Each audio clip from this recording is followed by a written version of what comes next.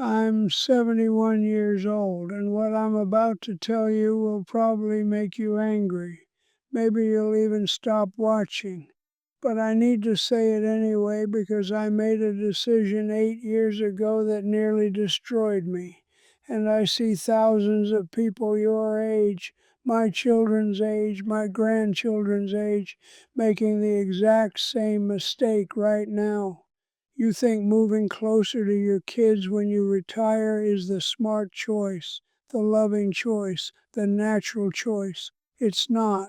And the people telling you it is, they're either trying to make themselves feel better about their own decisions or they haven't lived it yet. I have. And I'm here to tell you proximity isn't love. Sometimes it's the opposite. Let me be clear about something before we go any further. I love my children. I love my grandchildren. This isn't about love. This is about something nobody talks about because we're all too afraid of sounding selfish or ungrateful. But at 71, I don't have time for that anymore. So here it is. I moved 6 blocks away from my son's family when I was 63. 8 years. That's how long it took me to realize I'd made a mistake that was slowly erasing who I was. Now you might be thinking, oh, here we go, another bitter old man complaining. And maybe you're right. But before you dismiss this, ask yourself something. When was the last time you did something just for yourself? Not for your spouse, not for your kids, not for your job. Just you can't remember. That's how it starts. When I retired at 62, my son Marcus called me, excited. He'd found a house for sale on his street. Dad, he said, you'd be so close. The kids could see you every day. We could have dinner together. You wouldn't be alone anymore. Alone. That word did something to me. See, my wife Ellen had passed 2 years earlier. Cancer. 61 years old. One day we're planning our retirement, talking about the things we'd finally do when work was behind us. And 6 months later, I'm standing in a funeral home wondering what the hell I'm supposed to do with the rest of my life. So when Marcus said alone, something in my chest tightened because he was right. I was alone. The house we'd bought 30 years ago suddenly felt enormous and empty. Every room echoed. I'd find myself cooking dinner for two out of habit, then staring at the extra plate before putting it away. Moving closer sounded like a solution, a purpose, a second chapter. I sold the house within 3 months. The first year was exactly what Marcus promised. The kids, Olivia 10 and Michael 7, would run over after school. We'd do homework at my kitchen table. I taught Michael how to tie fishing flies, even though we lived nowhere near water. Olivia and I read the entire Harry Potter series together, doing different voices for each character. Marcus and his wife Sarah would invite me for Sunday dinners. Sometimes I'd babysit on Friday nights so they could go out. I felt useful, needed, like I had a role again. But here's what nobody tells you about moving close to your children. The boundaries dissolve so slowly you don't notice until they're completely gone. Year 2, the requests started changing. Not can you watch the kids Friday, but we're going to a wedding Saturday afternoon. You'll be home, right? Not a question, an assumption. When I mentioned I'd planned to drive to the coast that weekend, something I'd been looking forward to for weeks, Sarah gave me this look, not angry, disappointed, like I was being selfish. It's just a few hours, Tom. We really need this. I canceled my trip. That was the first time. It wouldn't be the last. By year 3, I realized I'd become part of their infrastructure, not a person with my own life. Infrastructure, like plumbing or electricity, noticed only when it stops working. I was doing 3 or 4 afternoon pickups a week from school. Just this once had become routine. Friday nights became every Friday night, then some Saturdays too. I'd make plans. Coffee with a friend from my old job, a photography class I'd signed up for, and the calls would come. Dad, I know it's last minute, but... And I'd cancel every time. Because what kind of grandfather says no to his grandchildren? What kind of father prioritizes a hobby over helping his son? The worst part, I couldn't even explain why I was starting to feel resentful. On paper, this was everything I thought I wanted: time with family, helping, being present in my grandkids' lives. But somewhere around year 4, I stopped sleeping well. I'd lie awake at night, staring at the ceiling with this feeling I couldn't name. Not quite anger, not quite sadness, just this emptiness, like I was fading. I thought maybe I was depressed, lost without Ellen. I went to a doctor. He prescribed something. It didn't help, because pills can't fix the wrong problem. Year 5, I'm watching Michael at a soccer game. Marcus had to work. Sarah had something else. When I run into Bill Henderson. We'd worked together for 20 years. Hadn't seen him since my retirement party. "Tom," he says, genuinely happy, "how's retirement treating you?" And I open my mouth to say great, like you do, and nothing comes out.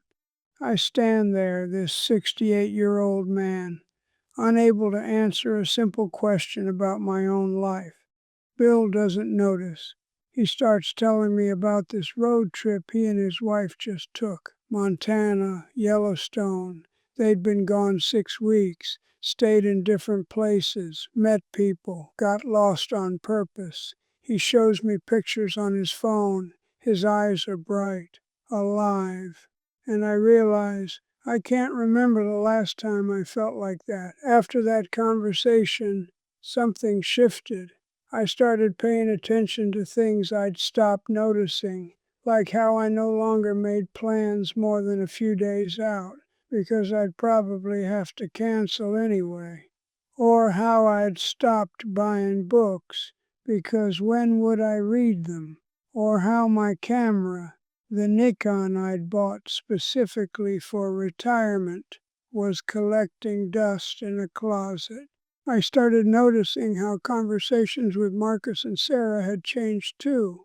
We didn't really talk anymore. They'd update me on schedules, tell me what the kids needed, fill me in on logistics. I was a resource, not a person. One Tuesday afternoon, I remember it was Tuesday because it was supposed to be my day to volunteer at the library, something I'd finally signed up for. Sarah calls. "Tom, I'm so sorry, but my meeting's running late. Can you grab the kids and start dinner? There's chicken in the fridge." I'd canceled 3 volunteer shifts in a row. They'd stopped calling me for the schedule. I said yes. Again. Made dinner. Again. Helped with homework. Again. That night, after everyone left and I was loading the dishwasher in my dark kitchen, I looked out the window at the house I'd bought to be close to family and had a thought that terrified me. Ellen would be ashamed of what I'd become, not because I was helping my family, because I'd disappeared. The man she married, curious, independent, full of plans and ideas, had been replaced by someone who simply waited for instructions. Now, before you think I'm blaming my son or his wife, stop. They're good people. They didn't set out to take advantage of me. Nobody does. It's just how these things evolve when there are no boundaries, when love gets confused with availability, when we're too afraid of seeming selfish to say no. But here's what I've learned, and this is why I'm making this video. You teach people how to treat you. and I taught my family that I had no life except the one that served theirs. Year 6 is when things got really bad, and I mean bad in a way I'd never experienced, not even after Ellen died. Olivia was preparing for middle school entrance exams. Sarah was stressed about it, way more stressed than Olivia, honestly. I started getting calls at 7 in the morning. Tom, can you review her math homework before school? Tom, can you quiz her on vocabulary? Tom, can you... I stopped going to the gym. I stopped answering calls from old friends. I stopped pretending I had plans. One Saturday morning, I woke up and couldn't remember what day it was, not in a medical way. Every day is exactly the same way. I literally had to check my phone. It was my 71st birthday. Nobody called until 2 o'clock. Marcus apologetic. They'd been so busy with Olivia's exam prep that it had slipped his mind. Could I come over for dinner, maybe tomorrow instead? Olivia had tutoring tonight. I said it was fine. It wasn't fine. I sat in my house, the house I'd bought to be close to them, and ate a piece of leftover pizza alone. And I thought about Ellen, about the retirement we'd planned, the Italian cooking class she wanted to take, the garden railway I was going to build, the trip to Alaska we'd talked about since our 30s. We'd spent 30 years saying someday. Someday never came for her. And now I was spending what might be my last good years waiting by the phone for the next request. Not living, waiting. That night, something broke in me. I started thinking about the past 6 years, actually adding up the hours, the opportunities I'd turned down, the friendships I'd let fade, the version of myself I'd abandoned, and I got angry, really angry, not at Marcus or Sarah, at myself, because nobody forced me into this. I did it willingly, proudly even. I thought being available made me a good father and grandfather. I thought sacrifice was the same as love. But sacrifice is only meaningful if you're giving from a full well. I'd been given from empty, and you can't pour from empty. You just make everyone around you feel guilty while you slowly vanish. The next morning, I did something I hadn't done in 6 years. I turned off my phone, got in my car, and drove. No destination, no schedule. No one knew where I was. I drove 4 hours to the coast, found a small diner, ordered coffee, and sat by the window watching the ocean. An old man in a diner alone doing nothing. It was the most alive I'd felt since Ellen's funeral. I stayed until sunset.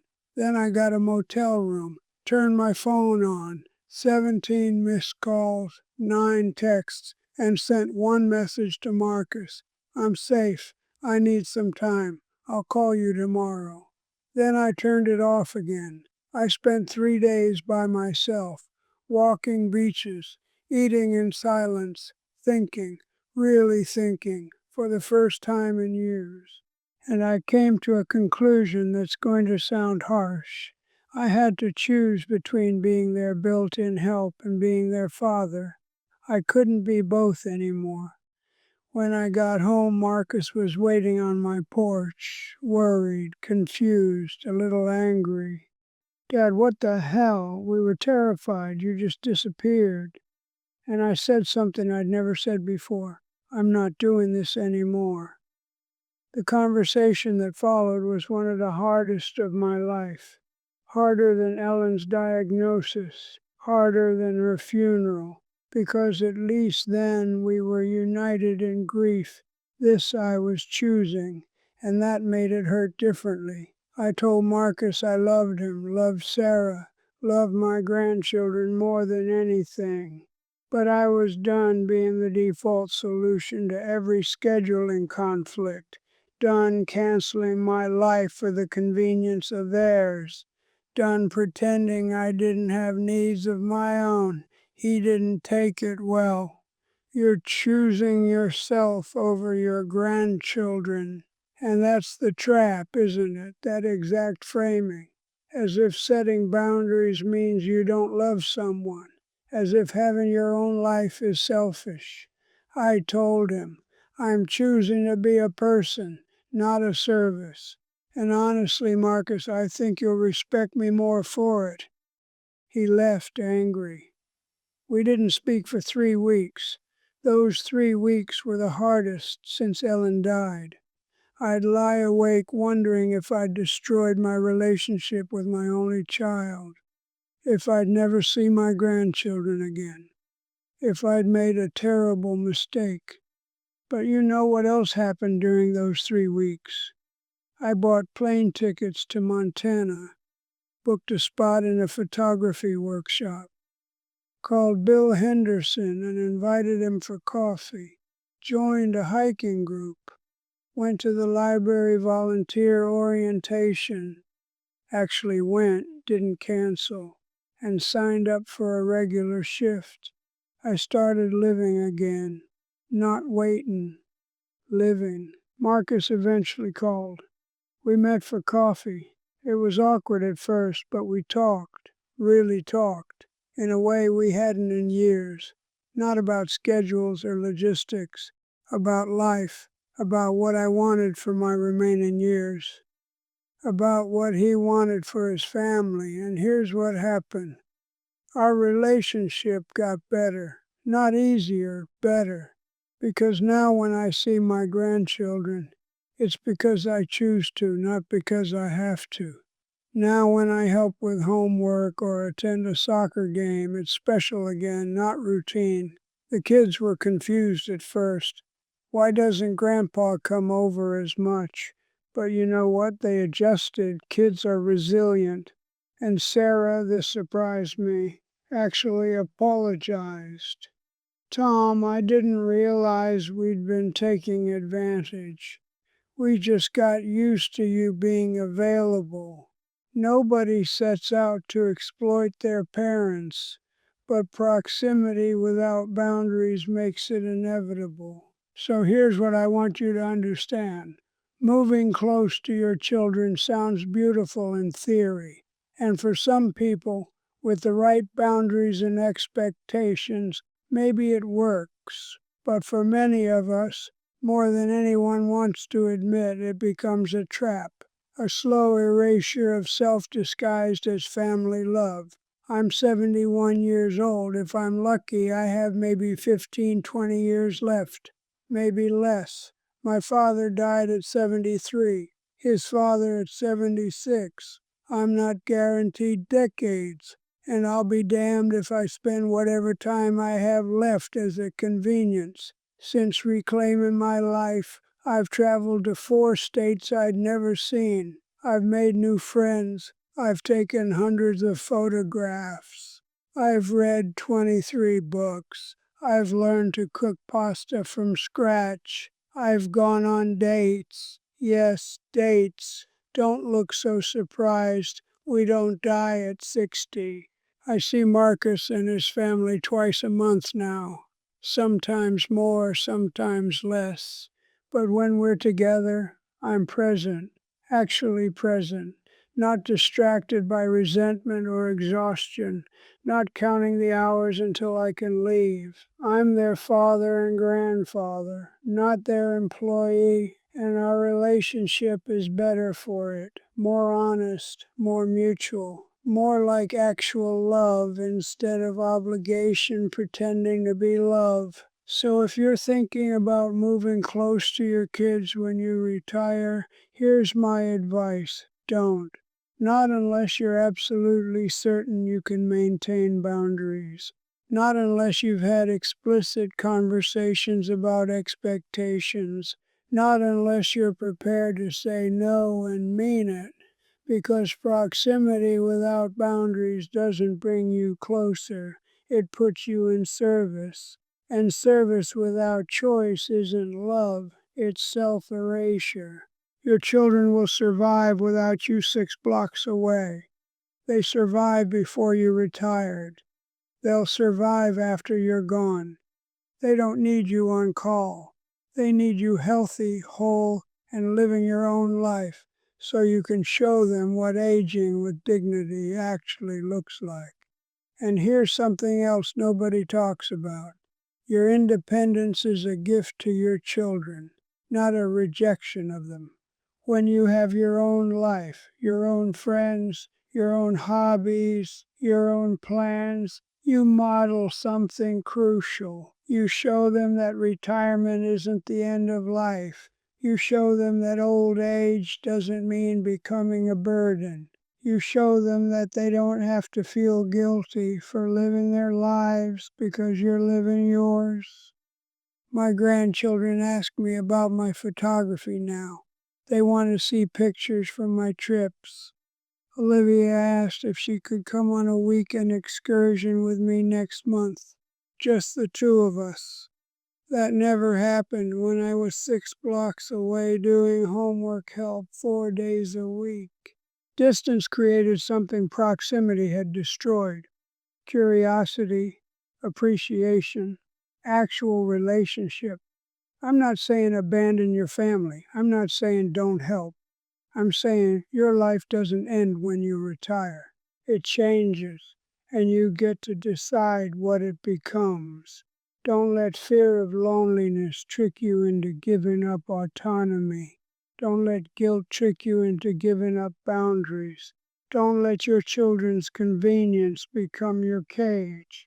Because here's the truth: you can't pour love from an empty cup.